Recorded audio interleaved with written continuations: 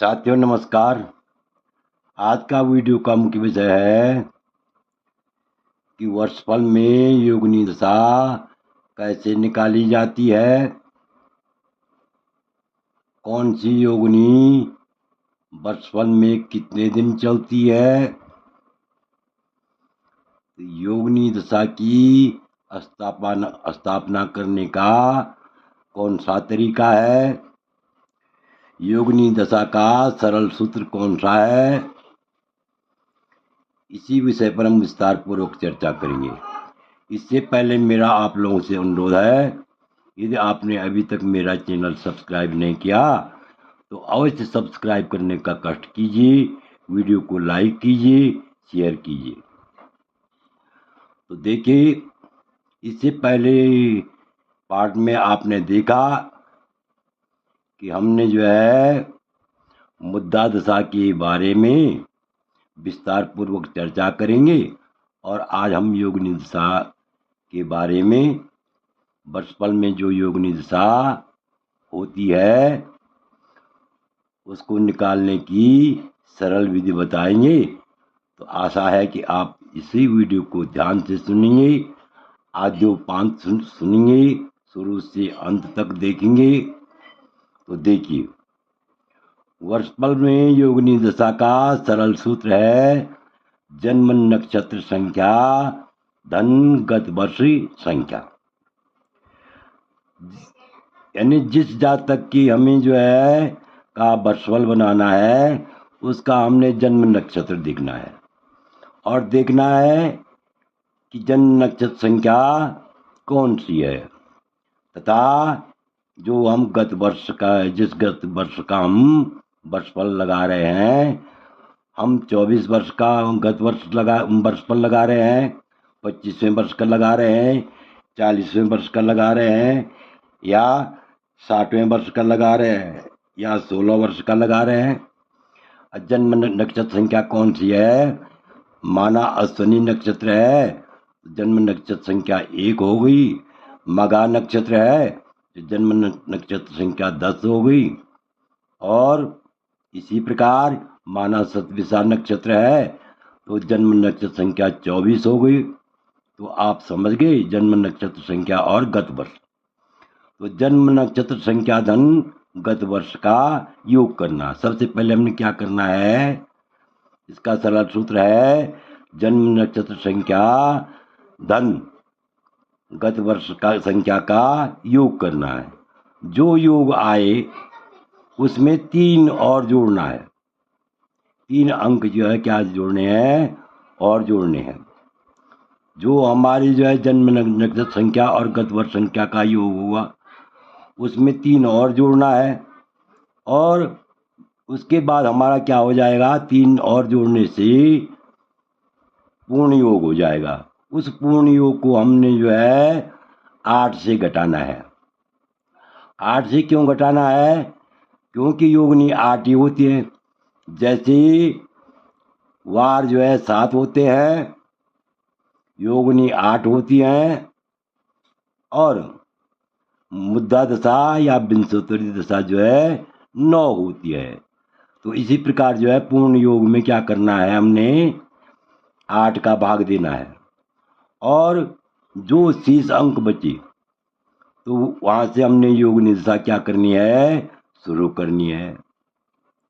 ध्यान से देखिए, जन्म नक्षत्र संख्या धन गत वर्ष संख्या का योग करना पहले, उसमें 3 और जोड़ना है। उसके बाद ये 3 जोड़ने से पूर्ण योग हो जाएगा। उसमें 8 का भाग देना है और 8 का भाग देने पर जो शेष अंक बचता है वह योगिनी दशा होती है। माना जो है 1 अंक शेष रहा तो मंगला की दशा से वर्षफल शुरू हुआ। माना 2 अंक शेष रहा तो पिंगला की दशा से वर्षफल शुरू हुआ। माना जो है 3 शेष रहा तो धान्या की दशा से वर्षफल शुरू हुआ। ये धान्या की दशा यहाँ शुरू में आ जाएगी। माना 4 शेष रहा तो भ्रामरी की दशा से वर्षफल शुरू होगा। माना जो है 5 5 जो है शेष रहा, तो बद्रिका की दशा से वर्षफल शुरू होगा। माना जो है 6 है, तो 6 में जो है उल्लिका की दशा से वर्षफल शुरू होगा। 7 होगा, 7 शेष रहेगा, सिद्धा की दशा से वर्षफल जो है शुरू होगा। माना 8 शेष रहा या 0 शेष रहा। जब 8 से अधिक माना जो है 16 है, तो 8 और 16 शेष रह जाएगा 0, तो संकटा की दशा से वर्षफल शुरू होगा। तो यहाँ तक तो आप समझ ही गए, क्योंकि ये 8 योगिनियाँ हैं, मंगला, पिंगला, धान्या, ब्राह्मणी, बद्रिका, उल्लिका, सिद्धा, संकटा। तो इस प्रकार से यानी यदि जो है यहाँ पर समझ गए, एक रहने पर कौन सी दशा शुरू होगी, 2 रहने पर कौन सी दशा होगी, 3 रहने पर कौन सी दशा शुरू होगी वर्षफल में।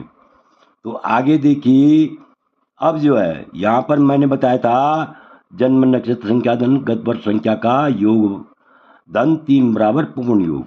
अब यहाँ पर उदाहरण दिया हमने, माना किसी का मगा नक्षत्र है और हमने 30वें गत वर्ष का वर्षफल बनाना है, तो 10 से 30 होगा 40,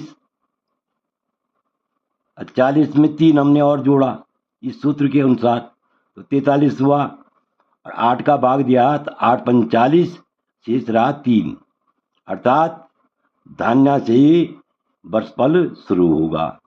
इसी प्रकार उदाहरण के लिए माना यहाँ पर 9 है, तो 9 कौन सा नक्षत्र है, आश्रय का नक्षत्र है। तो माना किसी जातक का आश्रय का नक्षत्र है, तो 9वां नक्षत्र है, तो 9 धन 3, 9 धन माना 21वें वर्ष का हमने वर्षफल बनाना है, तो 9 धन 21 बराबर 30 हो जाएगा।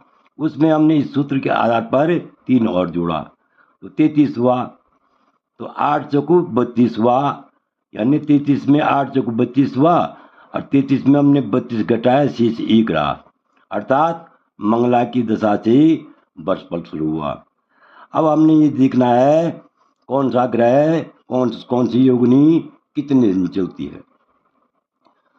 माना मंगला चलती है, देखिए यहाँ पर मंगला मात्र जो है वर्षफल में 10 दिन चलती है, पिंगला की दशा 20 दिन चलती है, धान्या की 1 महीने चलती है, ब्राह्मणी की 1 महीने 10 दिन चलती है, बद्रिका की 1 महीने 20 दिन चलती है, उल्लिका की 2 महीने चलती है, और सिद्धा की जो है 2 महीने 10 दिन चलती है, और संकटा की 2 महीने 10 दिन चलती है।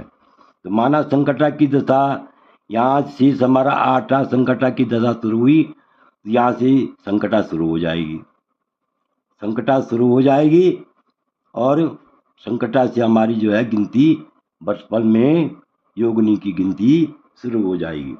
तो यहाँ पर हमने जो है माना ये लिया हमने 21, 9 धन 21 बराबर 30 धन 3 बराबर 33, 9 धन 21 बराबर 30 धन 3 बराबर 33 भागा 8 बराबर 8 चौको 32, शेष रहा 1।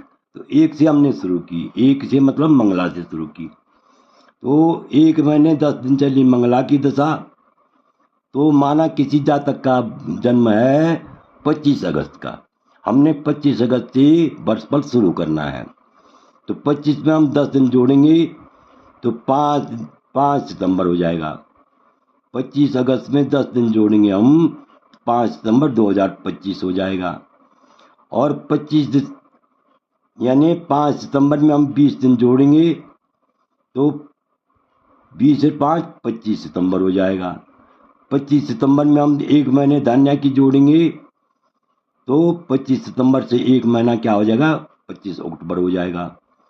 25 अक्टूबर से हमने जो है 1 महीने 10 दिन और जोड़ा, तो हमारा हो जाएगा 25 यानी 5 दिसंबर 2025 तक का हमारा क्या हो जाएगा, ये वर्षफल बन जाएगा।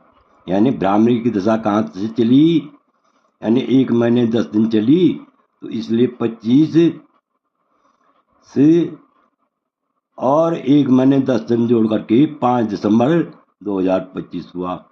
इसी प्रकार जो है हमने 1 महीने 20 दिन हमने बद्रिका की दशा जोड़ी, तो इन महीने और दिनों को जोड़ करके 25 जनवरी 2026 हुआ। इसी प्रकार 2 महीने हमने और जोड़ा, ध्यान दीजिए 25 जनवरी से 2 महीने हमने और जोड़ा, तो 25 जनवरी से 25 मार्च 2026 तक चली उल्लिका की दशा। और सिद्धा की दशा 2 महीने 10 दिन चली, तो इन महीने और दिनों को जोड़ने से हमारा क्या हुआ, 5 जून 2026 तक सिद्धा की दशा चली। इसी प्रकार जो है 2 महीने 20 दिन हमने संकटा की दशा जोड़ी, तो इसके योग से हमारा क्या हुआ, 25 अगस्त 2026। तो इस प्रकार से हमारा जो है यानी योगिनी दशा इस प्रकार से वर्षफल में रखी जाती है। विशेषकर ध्यान देने योग्य बात यह है, इसमें माना जो है धान्या की दशा है, जैसा नाम ऐसा काम। मंगला की दशा है, बद्रिका की दशा है और सिद्धा की दशा है। ये 4 योगिनी दशा बहुत शुभ फल देने वाली होती हैं। और पिंगला, भ्रामरी, उल्लिका और संकटा, ये 4 दशा योगिनी दशा जो है बहुत ही कष्टकारी होती है। तो आशा है कि आप भली बात इस वीडियो को समझ गए होंगे। आपसे अनुरोध है, यदि आपने अभी तक मेरा चैनल सब्सक्राइब नहीं किया तो अवश्य सब्सक्राइब करने का कष्ट कीजिए, वीडियो को लाइक कीजिए, शेयर कीजिए। वीडियो देखने के लिए बहुत बहुत धन्यवाद।